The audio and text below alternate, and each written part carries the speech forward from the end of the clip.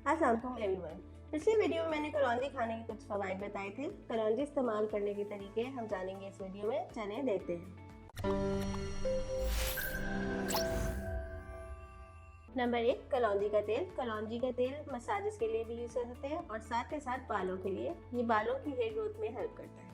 Number 2, कलौंजी दाना। कलौंजी दाना आप सैलेड में यूज़ करके भी खा सकते हैं और साथ के साथ सालन और मसालों में भी यूज़ कर सकते हैं। नंबर 3, कलौंजी की चाय। कलौंजी की दानों को उबालकर उसकी चाय बनाकर भी पी सकते हैं।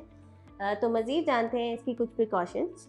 कलौंजी इस्तेमाल करते हुए एहतियात ज़रूरी है कि इसको ज़्यादा मिकदार में इस्तेमाल ना किया जाए, बल्कि स्टडीज़ के मुताबिक 20 ग्राम डेली यूज़ करें। ज़्यादा मिकदार में कलौंजी इस्तेमाल करने से पहले ई मरीज़ ऐप के थ्रू डॉक्टर से कंसल्ट करें। तो व्यूअर्स, ये थे कलौंजी इस्तेमाल करने के कुछ बेनिफिट्स। मज़ीद इस तरह की वीडियोस देखने के लिए हमारे चैनल को सब्सक्राइब करें। तो मिलते हैं अगली एपिसोड में। अल्लाह हाफ़िज़।